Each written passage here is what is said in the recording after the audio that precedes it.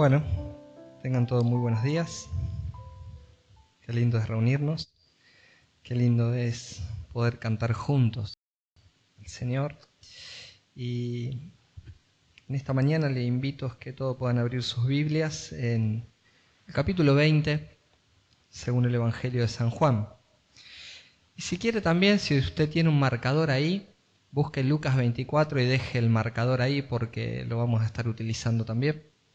Vamos a estar tratando de ordenar una línea de pensamiento, entonces tenga Lucas 24 ahí a mano con un marcadorcito.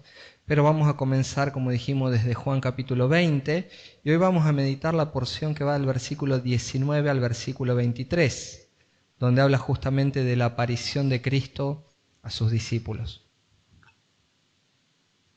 Esta es la porción que hoy vamos a analizar. Y muy bien, vamos a leer y luego de leer oramos y meditamos un poquito en esto. Dice el versículo 19, recuerde que yo estoy leyendo de la Nueva Biblia de las Américas. Dice: al atardecer de aquel día, el primero de la semana, y estando cerradas las puertas del lugar donde los discípulos se encontraban por miedo a los judíos, Jesús vino y se puso en medio de ellos y les dijo: paz a ustedes. Y diciendo esto, les mostró las manos y el costado. Entonces los discípulos se regocijaron al ver al Señor. Jesús les dijo otra vez: paz a ustedes. Como el Padre me ha enviado, así también yo los envío. Después de decir esto, sopló sobre ellos y les dijo: reciban el Espíritu Santo. A quienes perdonen los pecados, estos les son perdonados. A quienes retengan los pecados, estos les son retenidos. Oramos y luego meditamos. Padre, queremos darte muchas gracias por una nueva oportunidad de estar reunidos con mis hermanos, con tu iglesia, de poder, Señor, cantar, adorar a tu nombre, Señor. Gracias porque tú eres el centro de este culto. Y ahora, Señor, humildemente queremos pedirte que hables a nuestro corazón. Vos sabés nuestras necesidades. Sabés, Señor, si necesitamos ser consolados, alentados o corregidos. Vos sabés, Señor. Conocés la fibra más íntima nuestra, Señor. Por lo cual te rogamos, Señor, en esta mañana, hablanos al corazón. Que tu Espíritu, Señor, esté guiando cada palabra. Tu palabra, Señor, sabemos que es bendita, pero pedimos ayuda, aún en mi caso, Señor.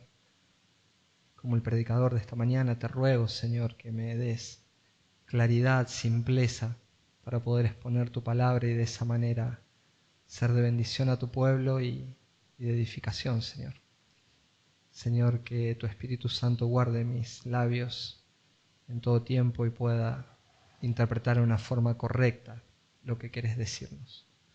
Señor, te damos gracias y en tus manos encomendamos nuestras vidas. En el nombre de Jesús, amén. Bien, como decíamos, mis amados hermanos, hoy vamos a hablar un poquito de la aparición de Cristo a sus discípulos. Esta es la parte que nos toca. Si nosotros leyéramos cuidadosamente, ustedes pueden hacerlo esto en su hogar, tanto el Evangelio de Mateo como el de Lucas, al poder entrelazar las historias de ambos evangelios, justamente en paralelo con Juan, podríamos nosotros afirmar que esta es la quinta aparición que Jesús hace a distintos grupos de personas, todas en el mismo día. Es interesante porque nosotros al leer el relato de Juan, parece que le apareció a primera hora a María Magdalena, y como lo viene narrando Juan, inmediatamente después apareció entre los discípulos. Pero no fue así. En el medio hubo otras apariciones donde lo vieron otras personas. Por eso es bueno leer los otros evangelios y armar la historia completa, ¿no? Recordemos que los evangelios no es que se contradicen, nunca se contradicen los evangelios. Simplemente están narrando desde otro ángulo, desde otro punto de vista, y esa narración justamente lo que hace es complementar la escena.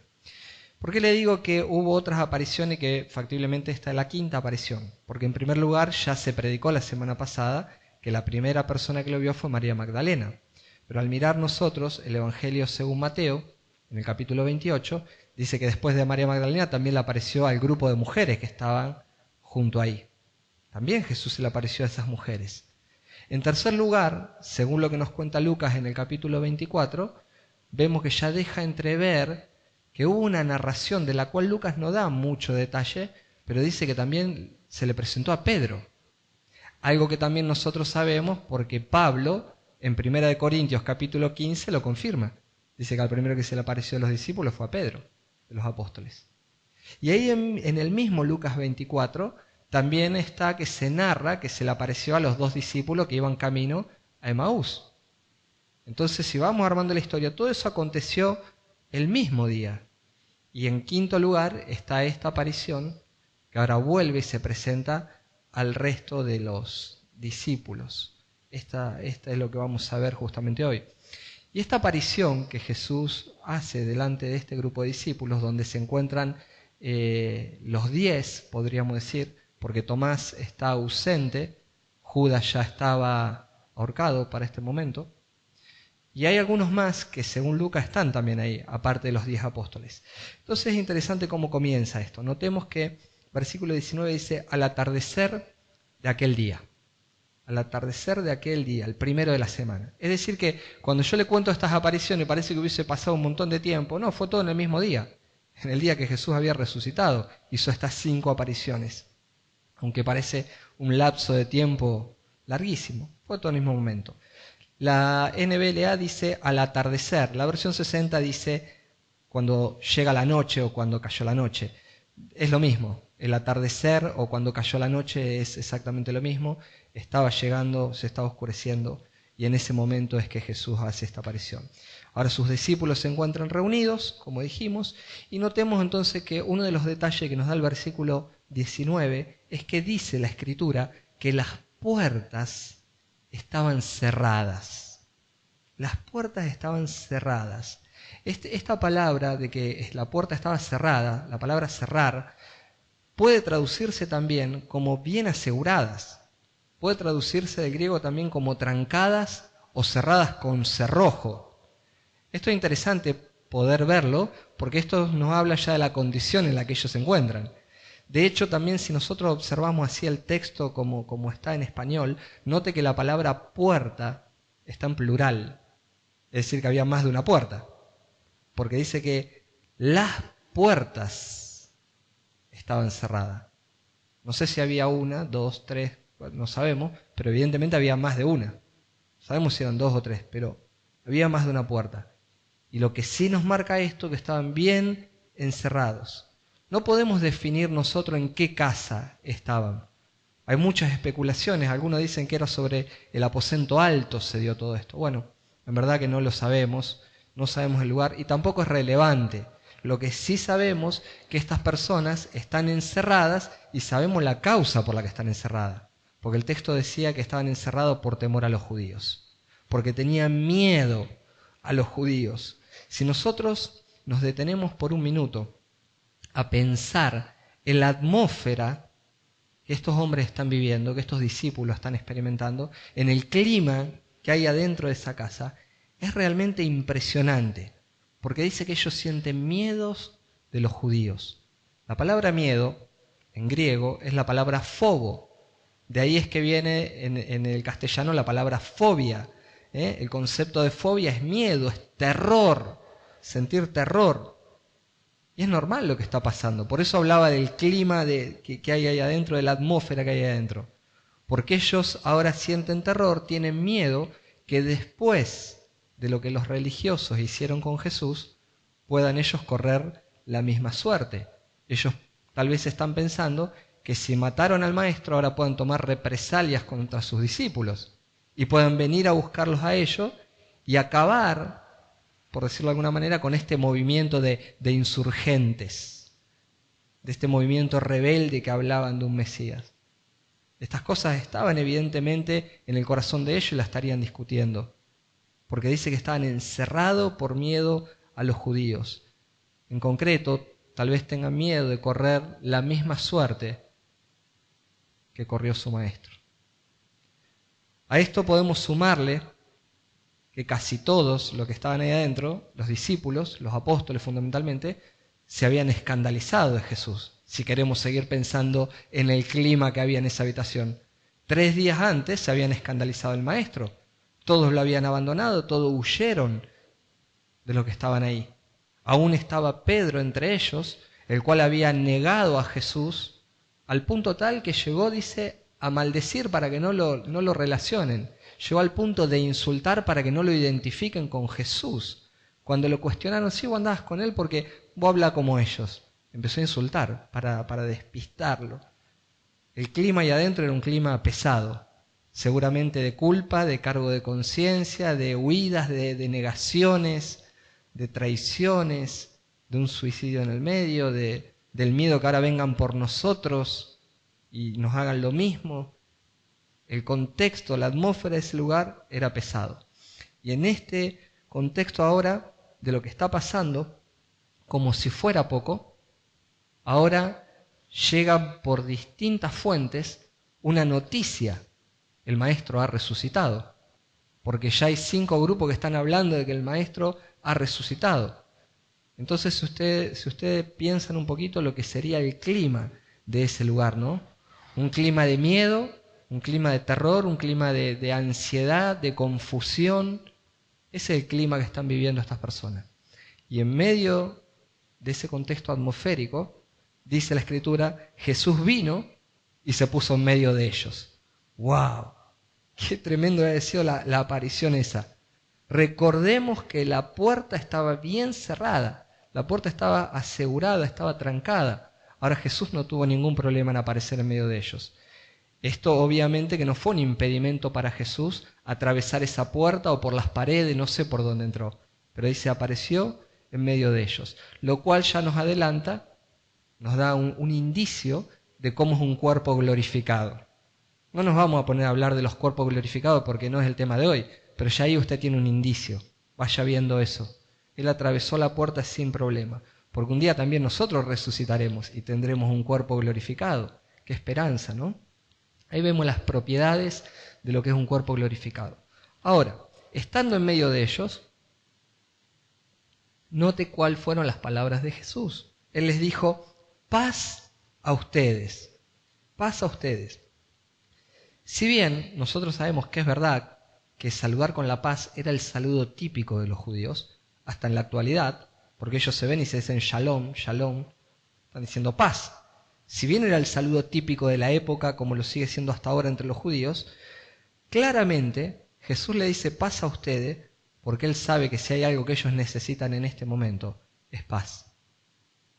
Por eso le dice toda esta explicación de la atmósfera que había en esa casa. Jesús procura traerles tranquilidad, ofrecerle esa paz que solamente Jesús podía darle, porque el clima en el corazón de ellos estaba sumamente turbado. Ellos se encuentran ahora en una casa encerrados, confundidos, aterrorizados, porque saben muy bien que sus vidas están corriendo peligro. Y ahora se les suma un nuevo temor, porque Jesús aparece en el medio, y cuando Jesús aparece en el medio, ellos creen, aunque no lo dice Juan, ellos creen que están viendo un espíritu, están viendo un fantasma. Acompáñeme a Lucas capítulo 24, versículo 36. Mire lo que pasa, el mismo relato, y acá nos da un detalle tremendo Lucas. Lucas dice en el verso 36, mientras ellos relataban estas cosas, ¿qué cosas estaban relatando? Todo lo que había pasado en el camino de Emaús, que Pedro lo había visto resucitado, estaban relatando todo esto. Cada uno estaba contando lo que pasó. Mientras ellos relataban estas cosas, Jesús se puso en medio de ellos y le dijo, paz a ustedes. Pero ellos, aterrorizados y asustados, pensaron que veían un espíritu. Lo tienen el maestro delante, le están hablando de que había resucitado, pero cuando apareció el maestro, es un fantasma, es un espíritu. Se asustaron, tremendo. Entonces, sobre que ya vienen con miedo, ahora el miedo aumenta. Es por eso que Juan nos dice lo que dijo Jesús en el versículo 20. Y diciendo esto, le mostró las manos y el costado. entonces los discípulos se regocijaron al ver al Señor. Juan, capítulo 20, versículo 20, continúa diciendo esto. No nos contó lo que pasó en el medio, pero sí el versículo 20 ahora dice que Jesús le mostró las manos y le mostró el costado. Claro, porque los discípulos pensaban que estaban viendo un espíritu. Y dice que los discípulos ahí se regocijaron. Noten que le mostró las manos y el costado traspasado, para que ellos ahora se tranquilizaran, para que ellos ahora pudieran creer que verdaderamente el que estaba ahí entre ellos era Jesús y que no era un espíritu. Que todo lo que le había anticipado ahora se había cumplido y que al tercer día él había resucitado. Y Lucas nos da un detalle muy clarificador y que le da sentido a esta acción de Jesús del versículo 20 cuando dice que le dijo que miren las manos y que mire el costado. Vuelva a Lucas al capítulo 24, versículo 38, y dice la Escritura que él les dijo: ¿por qué están turbados y por qué surgen dudas en sus corazones? Miren mis manos y mis pies. Ahí Lucas agrega que también le dijo miren los pies. Juan solamente dice que le dijo las manos y el costado. Pero ahora sabemos por qué Jesús le está diciendo miren las manos y miren los pies. Porque ellos al verlo están turbados en sus corazones. Y él le dice miren mis manos y mis pies que yo mismo soy. Tóquenme y vean, porque un espíritu no tiene carne ni huesos como ustedes ven que yo tengo. Bueno, acá tenemos nuevamente otro principio de cómo es la propiedad de un cuerpo glorificado. Él cruzó la puerta, que estaba bien cerrada, pero ahora le dice toquen y vean que un espíritu no tiene carne ni hueso. Un misterio. Pero esta es otra propiedad que tienen los cuerpos glorificados. No es el tema de hoy, seguimos adelante. Ahora, cuando por fin lo reconocieron a Jesús, después que le dice esto, cuando por fin lo reconocieron, el texto de Juan dice que entonces los discípulos se regocijaron al ver al Señor. Y uno dice, wow, qué maravilloso, ahora sí creyeron, ahora sí se les fue el miedo, ahora no fue tan así. Porque el asunto no terminó ahí, según lo que cuenta Lucas. Lucas en el capítulo 24, versículo 40, dice que cuando dijo esto, le mostró las manos y los pies. Como ellos todavía no lo creían a causa de la alegría, porque estaban asombrados, les dijo, ¿tienen algo de comer? Noten que ahora lo están viendo, le dicen, toquen. Ellos están tocando, están viendo, y vos decís, bueno, ahora van a creer. No, paradójicamente de la alegría no lo pueden creer. No lo pueden creer. Entonces Jesús, sabiamente, le dice, ¿tienen algo de comer? ¿Hay algo para comer? Y dice que ellos presentaron un pescado asado o parte de un pescado asado. Y él lo tomó en las manos y comió delante de ellos. Nuevamente vemos la propiedad de un cuerpo glorificado. Tiene la capacidad de comer. Lo agarró, comió delante de ellos. Y qué paradójico, ¿no? Que ahora de la alegría no puedan creer. Entonces vemos cómo Jesús va a cenar con ellos para darle una prueba definitiva de su resurrección. De que descarten toda idea alocada de que era un espíritu, un fantasma. Poner convicción en el corazón de ellos. Y estas personas son testigos de la muerte, del flagelo que le habían dado a su cuerpo, de la sepultura, pero también ahora de la resurrección. Lo están palpando, lo están viendo, están cenando con él. Una maravilla. Jesús hace esto para poner convicción en el corazón de ellos. Y una vez que sus discípulos ahora están convencidos de que Jesús ha resucitado, recién ahí comienza a instruirlos, a prepararlos para la gran comisión. Porque en el versículo 21, note lo que dice de Juan. Juan 20, 21, Jesús les dijo otra vez, paz a ustedes. Nuevamente le vuelve a decir paz a ustedes. Como el Padre me ha enviado, así también yo los envío. Nuevamente comienza Jesús diciendo paz a ustedes. Yo entiendo, para mí lo más probable que esta paz a la que Jesús está haciendo referencia es el resultado ya de la obra redentora.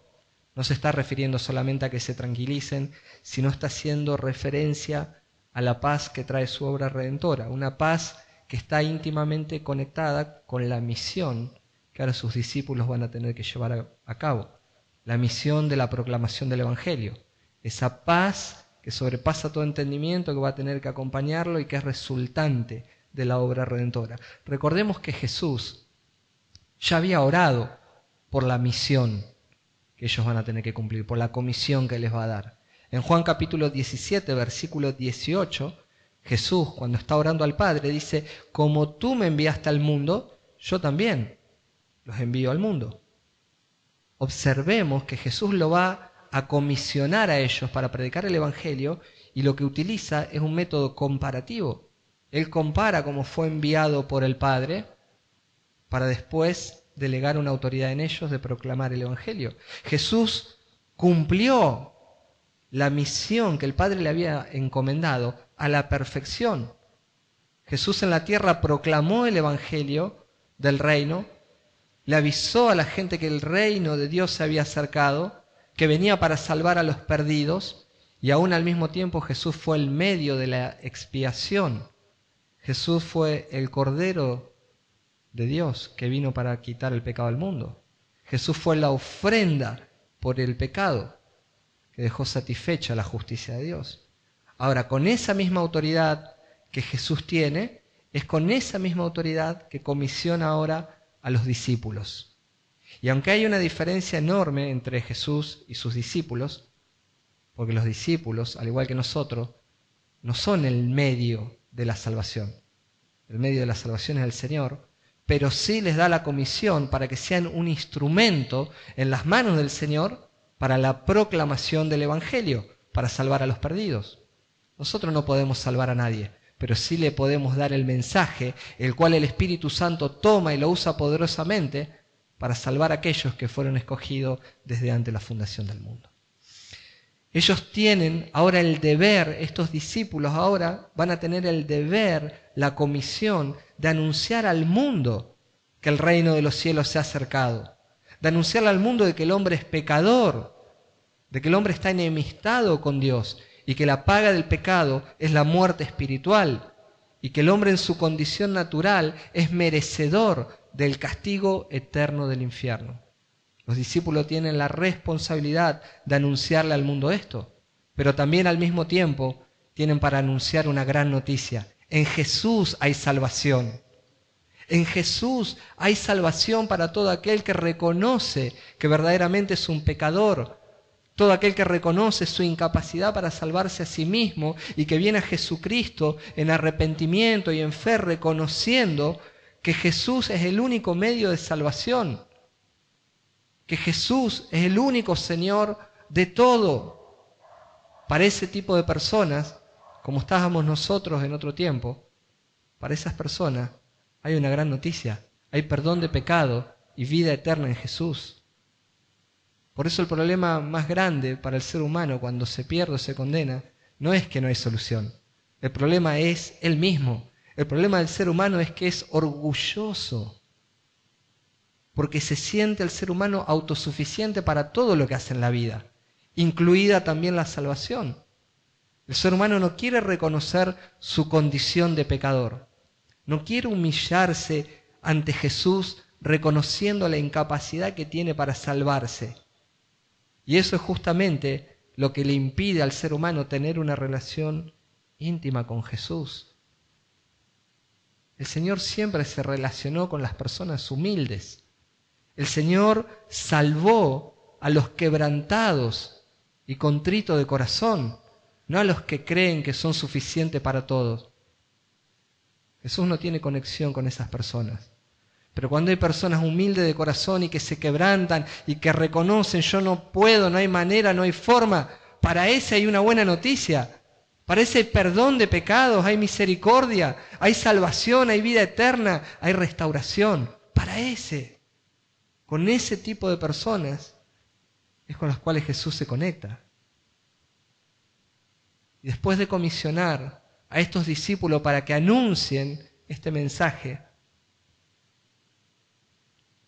en el versículo 22 dice que después de decir esto, después de anunciarle que los va a comisionar, sopló sobre ellos y les dijo, reciban el Espíritu Santo. Este versículo es verdaderamente, más que el versículo, es un tanto complicado en general. Existen diversas opiniones de lo que Jesús quiso decir o quiso hacer cuando sopló y después dijo reciban el Espíritu Santo. Y antes que nada, para hacerle, como dije al grupo anterior, en el culto anterior, antes que nada para hacer justicia a la Reina Valera, Reina Valera traduce acá, dice sopló, no dice sopló sobre ellos. Y yo creo que es más correcto poner simplemente sopló. En los manuscritos más seguros no aparece sobre ellos. Simplemente dice que Jesús sopló y dijo reciban el Espíritu Santo. A mí personalmente me encanta la Biblia de las Américas, la veo mucho más fidedigna. Pero en este caso, la Reina Valera creo que tiene más razón. Dice simplemente sopló. ¿Y por qué le digo que es un versículo complicado esto? Y que les dijo que reciban el Espíritu Santo después de haber soplado. Porque algunos eruditos piensan que esto fue un adelanto en la entrega del Espíritu y que se iba a complementar el resto o se iba a completar el resto en Hechos capítulo 2 en el día de Pentecostés. Bueno, eso no puede ser así de ninguna manera. Piensan que acá les dio un adelanto y que iba a haber una segunda experiencia en Pentecostés. Eso no puede ser así, porque el Espíritu Santo de Dios, el Espíritu Santo es la tercera persona de la Trinidad y es justamente eso, una persona. No se lo puede dar al Espíritu por partes. No le puede dar el Espíritu por la mitad, le doy hasta el ombligo de Espíritu y después le doy el resto. Es una persona. O vino o no vino.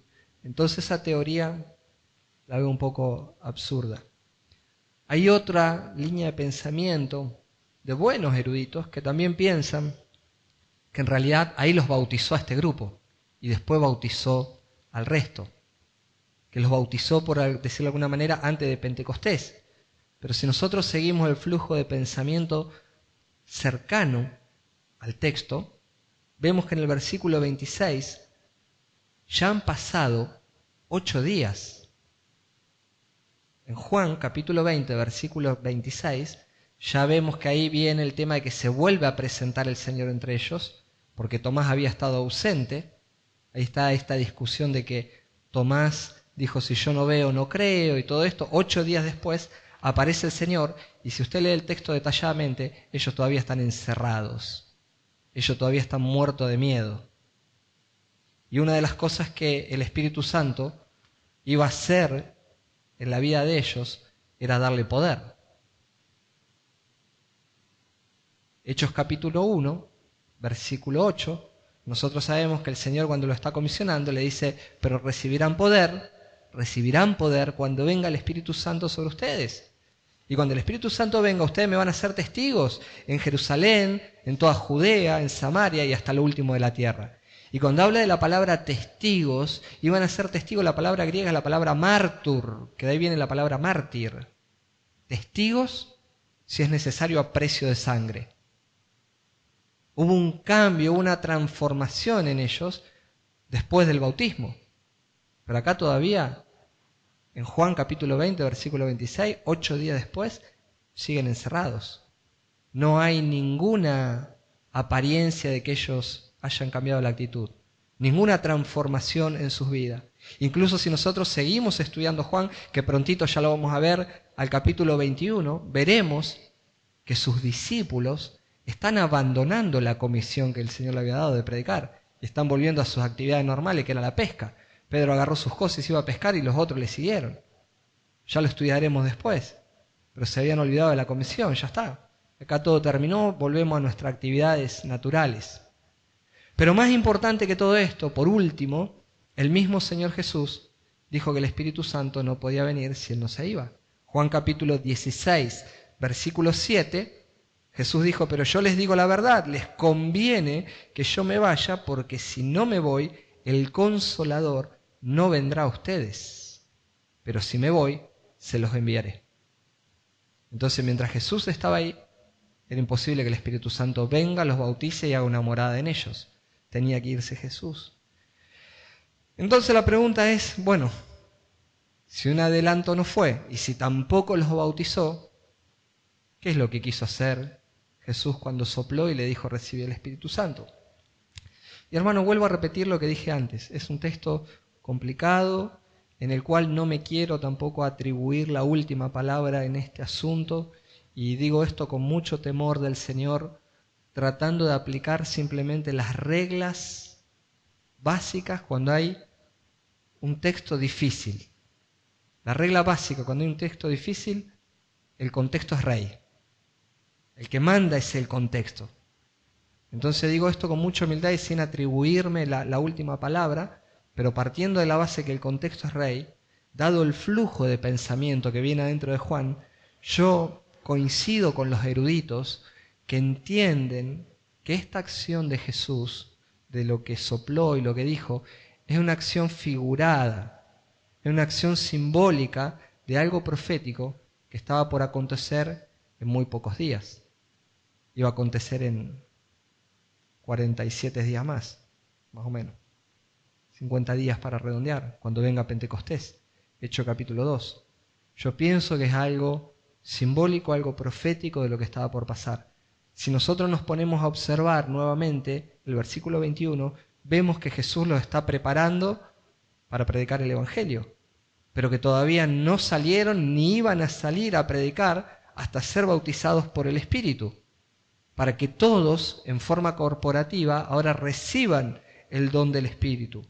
Y esto, justamente el versículo 21 y lo que le dice en el versículo 22, enlaza al versículo 23, donde Jesús, después de que le dice esto, como algo figurado, van a necesitar valor. Y el versículo 23 dice, a quienes perdonen los pecados, estos les son perdonados.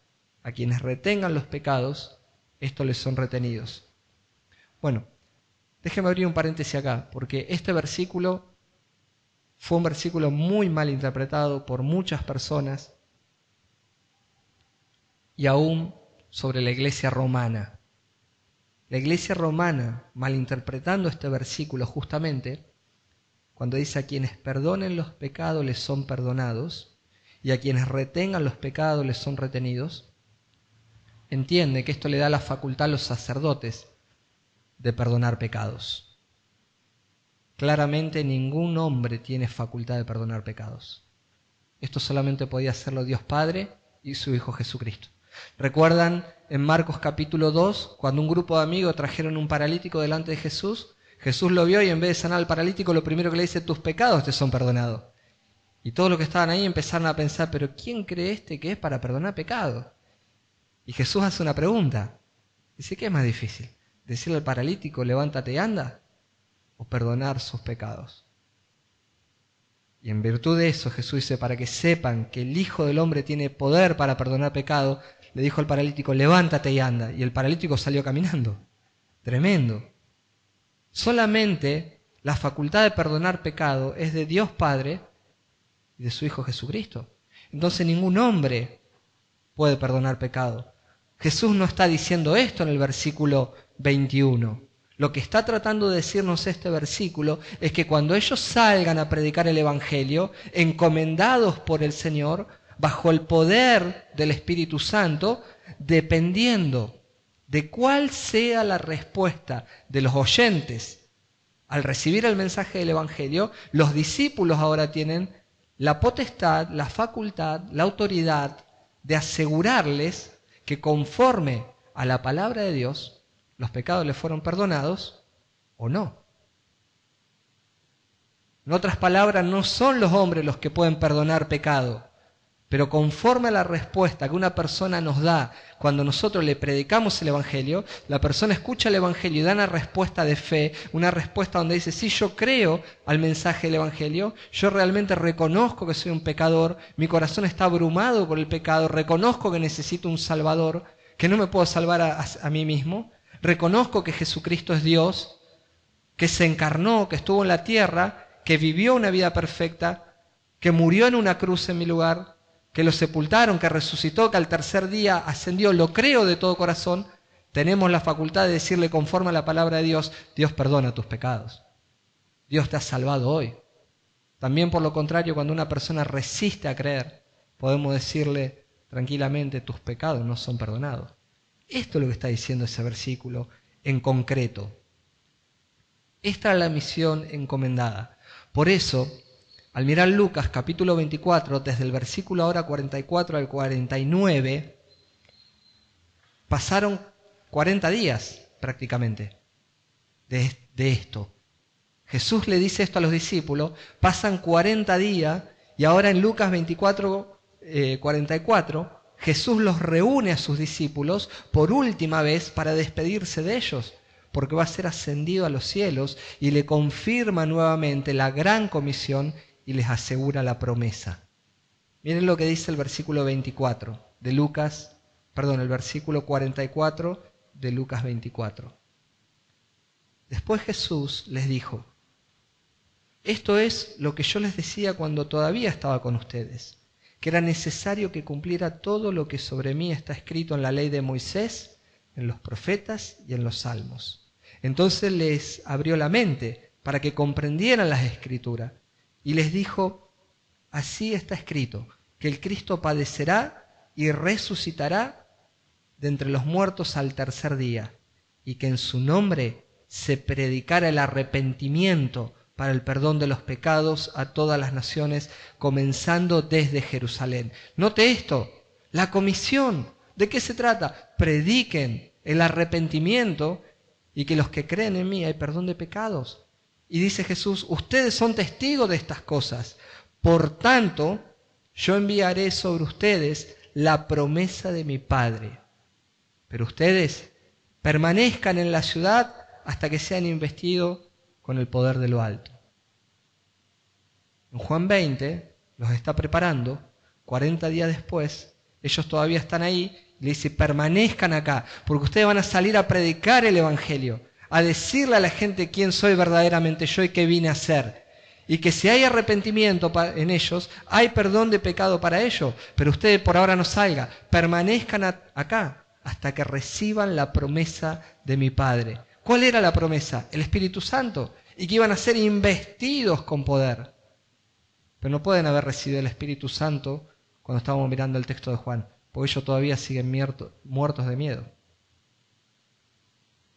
Esta promesa se cumplió en Hechos capítulo 2, y semejante condición no podía llevarse a cabo sin el poder y sin la obra del Espíritu. La única manera de proclamar el Evangelio es en el poder del Espíritu. Nosotros simplemente somos instrumentos en las manos del Señor para proclamar el Evangelio. Pero la obra de salvación la hace el Espíritu regenerando el corazón de las personas. Y ellos necesitaban esperar todavía, si no ya hubiesen largado antes. Entonces, mis hermanos, a modo de conclusión, ¿qué podemos sacar de acá para aplicar a nuestras vidas? Porque esto es lo interesante. Esto es lo que pasó con ellos. Pero ¿qué podemos aplicar de esto a nuestras vidas? En primer lugar, quiero que recordemos lo que hemos visto en referencia a los discípulos. La atmósfera en la que ellos estaban sumergidos. Ellos estaban sumergidos en terror, en temor por sus propias vidas. Un temor que los paralizaba, un temor que los encerraba, porque están paralizados y encerrados por causa del miedo justamente. Un miedo que de hecho aumentó cuando creen que ahora están viendo un fantasma, un espíritu. Pero recordemos que en medio de eso, de ese clima, aparece Jesús para traerles paz. Y les da prueba irrefutable de su resurrección. Trata de llevarles tranquilidad y de transmitirles gozo, paz. Ahora es interesante porque esa paz que Jesucristo le está ofreciendo a ellos es una paz que está por encima del miedo que ellos tienen. Porque la paz que Jesucristo le está ofreciendo está por encima de todo temor humano, y esa paz es la resultante de lo que el Señor hizo primeramente en la cruz. Cuando Jesús en la cruz dijo: consumado es, estaba pagando por nuestras deudas, estaba saldando nuestros pecados, estaba haciendo esa obra de redención. Y en esa cruz Jesús estaba haciendo la paz entre Dios y nosotros. esa paz de la cual hoy nosotros podemos disfrutar por medio de la fe. Es por eso que el profeta Isaías, en el capítulo 53, versículo 5, haciendo referencia a Jesús, dice que Él fue herido por nuestras transgresiones, fue molido por nuestras iniquidades, y el castigo de nuestra paz, o el castigo por nuestra paz, dice la Biblia de las Américas, cayó sobre Él. El castigo de nuestra paz cayó sobre Él, y por sus heridas fuimos nosotros sanados. Nuestro castigo, el castigo que nosotros merecíamos, en esa cruz cayó sobre Jesús, para que nosotros ahora gocemos de paz. Entonces esa paz que viene Jesús a ofrecerla a ellos está muy por encima del temor natural que ellos tenían. Esta paz es la resultante, el producto de haber sido reconciliados con Dios. Por eso el apóstol Pablo en Romanos 5:1 dice: por tanto, habiendo sido justificados por la fe, tenemos paz para con Dios por medio de nuestro Señor Jesucristo. Justificados por la fe, ahora tenemos paz con Dios. Antes no la teníamos. Antes caminábamos bajo la ira de Dios. Pero esa ira cayó sobre Jesús. Y por medio de eso ahora tenemos nosotros paz. Fuimos reconciliados con Dios. Y la pregunta que debemos hacer, ¿no estamos conscientes de lo que esto realmente significa? Debemos de detenernos, hermanos, a meditar en esto cada día. Porque pensar en esto por un minuto inflama mi corazón de gozo, de pasión, de amor por Dios Padre, que haya tenido un plan de antes de la fundación del mundo para salvar a viles pecadores como nosotros, y que el castigo de nuestra paz cayó sobre Jesucristo. Pensar en un plan tan perfecto de Dios Padre para llevarlo a cabo y salvarnos y dejar a su vez satisfecha su justicia, hace que mi corazón explote de gozo y de pasión y de amor por Dios Padre. Pero al mismo tiempo explota mi corazón de gratitud, de amor por el Señor Jesucristo, que voluntariamente quiso venir a esa cruz a soportar esa ira que yo merecía. Eso inflama mi corazón. Y esto debe llevarnos a nosotros a meditar. Porque vivir la vida sin Dios es tormentoso para el alma del ser humano. Porque nosotros en otro tiempo vivimos sin Dios. Pero vivir sin Dios es un tormento para el alma. Mis hermanos, el miedo, el terror que estas personas están experimentando, como lo experimenta todo el mundo, el miedo es la consecuencia natural después de Génesis 3, después del pecado. Después que el pecado entró al mundo, apareció el miedo. Antes de Génesis 3, Adán y Eva no sabían lo que era el miedo. Pero después del pecado, fueron y se escondieron, y cuando Dios lo buscó, dijeron: tuvimos miedo. Tuvimos miedo, nos dimos cuenta que estábamos desnudos, tenemos miedo, y se fueron a esconder. Entonces el miedo es una consecuencia natural del pecado, pero el miedo es algo dominante, es opresivo. El miedo es un tirano despiadado que no tiene misericordia y que destruye a las personas. Y que lamentablemente las personas en el mundo no se dan cuenta de eso. Porque claramente, como dice la Escritura, el Dios de este siglo ha cegado el entendimiento de los incrédulos. El Dios de este siglo con minúscula, ¿no? Satanás ha cegado el entendimiento de los incrédulos. Y como son incrédulos, mayormente las personas no se dan cuenta del estado en el que están viviendo. Un estado de opresión, un estado de temor, un estado de esclavitud, un estado de angustia, en el cual están experimentando permanentemente sus almas. Pero por la gracia de Dios, que un día nos alcanzó a nosotros, nuestra vida es diferente. Nuestra vida fue transformada. Nuestra vida fue cambiada. La vida para nosotros no es un problema, porque hemos creído en el Señor Jesucristo como nuestro Salvador y como nuestro Señor. Hemos visto nuestra redención en Jesucristo. Y ahora estamos en paz con Dios. Esto es lo mejor que nos puede pasar. Estar en paz con Dios, que es lo más importante que todo ser humano necesita. Al hombre le puede faltar cualquier cosa, pero no le puede faltar Dios. Estar en paz con Dios para escapar de la ira venidera. Esto es lo importante verdaderamente.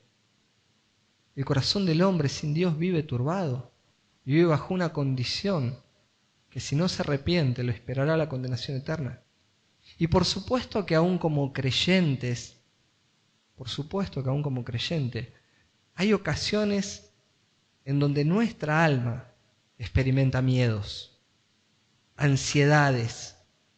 Más de una vez nuestra alma se encuentra turbada, agobiada. Por supuesto que sí. No crea que porque somos creyentes no pasamos por estas experiencias. Hay momentos en la vida donde los temores nos invaden y nos asaltan. Y esto es típico también de nuestra naturaleza pecaminosa, en cierto modo, porque todavía no fuimos redimidos en nuestra carne. Pero esto un día se va a terminar con la glorificación. Pero también experimentamos muchas veces esto. Pero para cuando tenemos ese tipo de experiencia, también tenemos solución. Porque cuando la angustia, cuando la ansiedad, cuando tu alma se turba, cuando el terror te quiere asaltar, hay solución. Y la solución es predicarnos el Evangelio a nosotros mismos. Recordemos que los discípulos, en el medio del terror en que ellos están, Jesús se les apareció. Y lo primero que les dijo fue, paz a vosotros. Y lo invita a sus discípulos a mirar hacia Él. Porque recuerdan lo que vimos en Lucas 24:39. Ellos están aterrados y Jesús aparece en el medio, le dice paz. Ellos se asustan más porque piensan que están viendo un fantasma. Pero la respuesta de Jesús, ¿cuál fue? Miren mis manos, miren mis pies, que yo mismo soy. Toquen y vean. Toquen y vean. Este es el llamado de Jesús. Mírenme a mí en medio del terror. Y esto es lo que yo tengo que hacer. Cuando el miedo me quiere asustar. Cuando el terror me quiere abordar. Cuando la angustia me quiere abordar. En medio de mi terror, tengo que aprender a mirar a Jesús. Vos tenés que aprender a mirar a Jesús.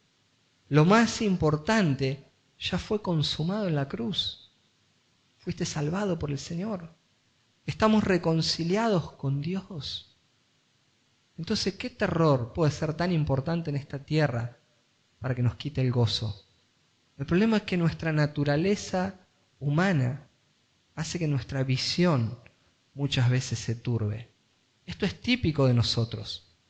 Una vez los muchachos venían remando y cuando los agarró la tormenta, Jesús vino caminando sobre las aguas y ellos lo vieron venir y dijeron, es un fantasma. El miedo hizo que su visión se desfigure. Ahora lo tienen delante de él y dicen, es un espíritu. María, cuando estaba ahí a la puerta de la tumba, estaba llorando, el maestro estaba al lado de ella y le habla y ella lo confunde con el jardinero. Le dice, si tú te lo has llevado, dime dónde está. Ella pensó que era el hortelano, un jardinero. El miedo, la aflicción, la angustia, hace que veamos a Jesús en una forma muy borrosa. Pero el llamado de Jesús fue este. Él dijo, pasa a ustedes, miren, toquen. Y yo no lo tengo a Jesús físicamente para tocarlo, para ponerle el dedo. Pero tengo las Escrituras, tengo la oración, tengo el Espíritu Santo. Entonces cuando la angustia, el miedo nos quiere asaltar, hermano, miremos hacia Jesús. La solución es predicate el Evangelio. Recordá que Jesús murió por tus pecados. Recordá que cuando dijo consumado te convirtió ahora en un hijo de Dios, que estás reconciliado con Dios y que no hay nada en esta tierra que pueda ser tan importante que Jesús no pueda arreglar. Porque aún ni siquiera la muerte para nosotros es un problema, porque un día nos va a resucitar y tendremos cuerpos glorificados como los de Él, como el de Él. En Romanos 8, versículo 30 y 31, usted sabe lo que dice, que a los que predestinó a esto los llamó, y a los que llamó también los justificó, y a los que justificó también los glorificó. Ya está toda la obra terminada de Dios en nosotros, Él ya la ve consumada y acabada. Pero es notable que el versículo 31 dice, entonces, ¿qué diremos a esto? Si Dios está con nosotros, si Dios está con nosotros, ¿quién contra nosotros? ¿Qué es lo que puede turbar tanto nuestro corazón? ¿Qué es lo que puede angustiar tanto nuestro corazón? Nuestras angustias provienen de que muchas veces quitamos la mirada del Señor. Nuestras caídas vienen porque quitamos la mirada del Señor. Nuestras angustias, nuestra desesperación, nuestra ansiedad, nuestros terrores, todo viene porque quitamos la mirada del Señor. Y de esto se trata. Miremos al Señor, porque lo más importante ya fue cumplido en la cruz. Entonces lo único que hay que hacer, predicate el Evangelio. Predicate el Evangelio todos los días, recordá el Evangelio.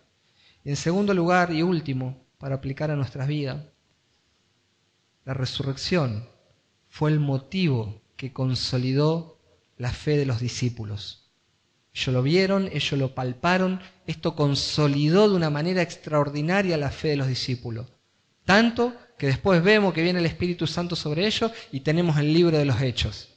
Las proezas, las maravillas, vemos la gloria del Señor obrando en medio de su iglesia a través de distintos hombres. Pero la convicción que había en su corazón, porque ellos habían visto y habían palpado a su Señor resucitado, lo habían palpado de una forma directa, esta es la verdad. Una verdad tan segura que los llevó a predicar el Evangelio por todas partes, aún pagando con sus vidas. Porque la mayoría de ellos pagó con sus vidas. Y hermano, nadie está dispuesto a morir por una mentira. ¿Cuál era el sentido de dar la vida si realmente no lo habían visto a Jesús resucitado, no lo vieron comer, no lo palparon, no lo tocaron? ¿Cuál era el sentido de dar la vida por una mentira, por un hombre que seguía todavía en la tumba? ¿Cuál era el sentido? Nadie está dispuesto a morir por una mentira. Ellos sabían que lo habían visto, que lo habían oído, y sabían muy bien quién era la fuente que ahora los había comisionado para predicar el Evangelio. Y todo discípulo de Cristo tiene esta comisión. Debemos predicar el Evangelio. Y tal vez usted esté sentado ahí pensando, bueno, pero a mí no se me apareció así. Porque podemos muchas veces caer en la tentación de querer excusarnos de predicar el Evangelio diciendo, yo no lo vi al Señor resucitado.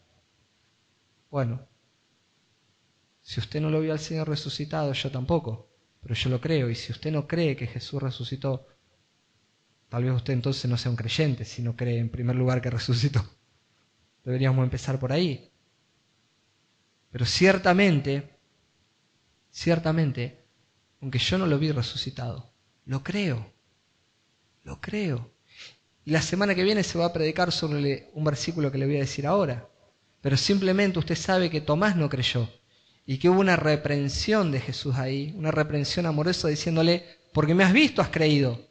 Dichosos los que no vieron y sin embargo creyeron. Bienaventurados, felices los que no vieron y creyeron.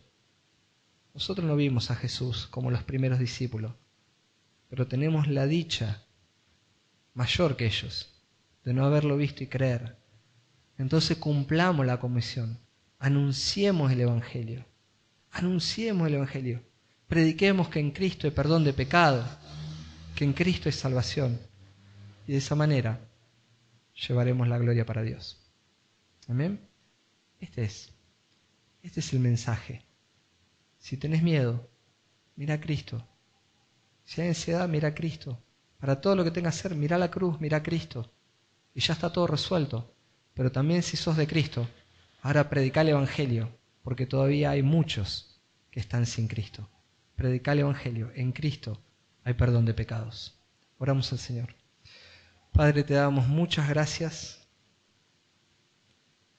Queremos darte gloria y honra a ti, Señor, porque solamente en vos, en una mente tan extraordinaria como la tuya, podía haber una salvación tan grande. Gracias porque en Cristo fuimos libres del pecado, de la muerte de Satanás. Hoy te pertenecemos a ti, somos tus hijos. Y hoy, Señor, tenemos que lidiar muchas veces contra nuestra naturaleza, Señor, que batalla contra el pecado, en esta naturaleza del cuerpo que estamos, que aún no está glorificado. Y lidiamos con la ansiedad, con la preocupación, con los miedos, con los terrores que quieren oprimir nuestra alma. Pero ayúdanos, Señor, a recordar que en Cristo somos más que victoriosos. Ayúdanos que en los momentos difíciles No dejemos que el miedo nos domine, sino que podamos mirar hacia ti, recordar tu palabra, tus promesas, la certeza de que somos tuyos. Somos tuyos, Señor. Y si tú estás con nosotros, ¿quién contra nosotros? Por eso, Señor, oramos a ti para que nos ayude. Vos conocés nuestra humana debilidad y con qué facilidad nuestra visión espiritual en las aflicciones muchas veces se vuelve borrosa o turbada. Pero ayúdanos, Señor, a mirar hacia ti. Y ayúdanos, Señor, a cumplir con la misión que nos has encomendado. Ayúdanos a ser valientes, Señor, en la predicación del Evangelio, para que así como un día lo escuchamos nosotros y fuimos salvados en tu misericordia, seamos nosotros un instrumento fiel en tus manos para exponer tu palabra y muchos otros puedan venir a salvación por la obra, Señor, de tu Espíritu Santo, usando tu palabra. Te damos gracias por todo, en el nombre de Jesús. Amén.